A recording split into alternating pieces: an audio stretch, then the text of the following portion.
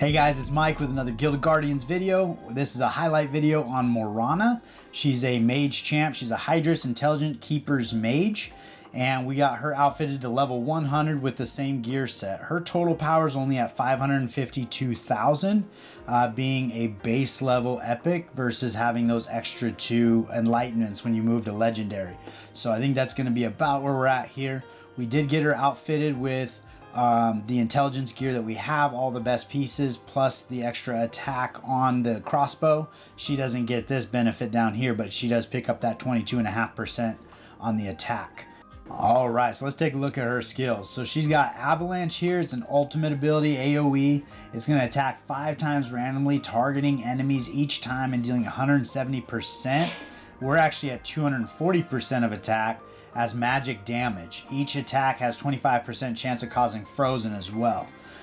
Cage of Ice, target a random enemy and deal 225% attack as magic damage.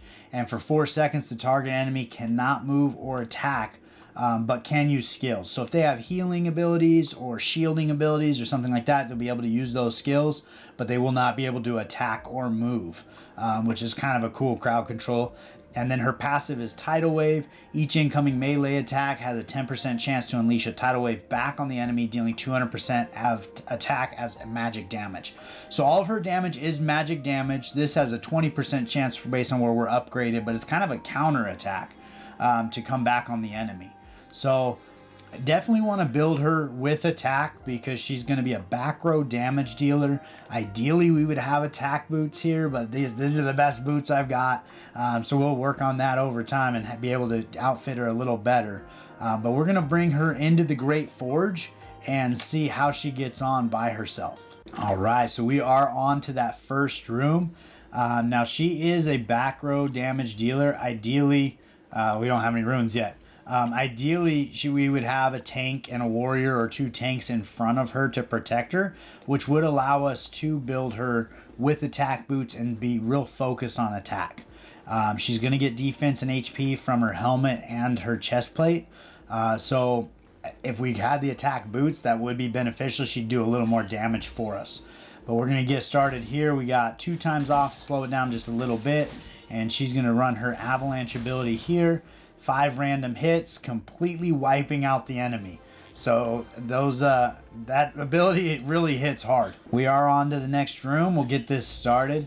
She does not have any healing in her kit at all, so you would definitely want to have a support champion like Aquarius or Flix alongside her in battle, just to keep everybody topped off and help heal not only her but the rest of the team.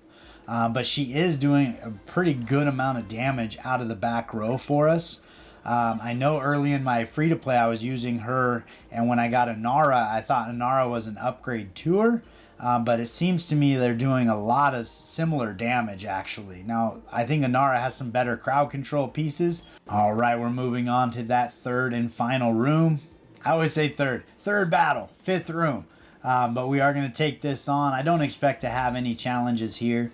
I do think Morana is going to be a great player for early game as well as mid game. She'll carry you really far. I think once you get more and more champions, though, you will find better damage coming out of the back row and maybe some more utility, because really her kit is all about damage. She's going to hit people. She's not shielding. She's not doing a whole lot of crowd control. There is that 4 seconds that can potentially happen, but it doesn't seem to be super effective. I mean, those enemies are coming right on her. She just happens to kill them really quickly. So she does do damage, but she also would be a great person if you're trying to figure out how to build mage or magic damage in some of those rooms that are reflecting physical damage. She could be a great alternative to a Durizda. Instead of, if you had them both built, you roll into a room where they're going to reflect physical damage, you'd be able to swap Durizda out, put her in, and with her magic damage, she's not getting reflected and she's able to do quite a bit of damage from the back row. So I do think there's utility for Morana in a lot of teams, and I think that even into the mid game, she's going to be a pretty great player for you. So I think that's what I got for you on Morana today.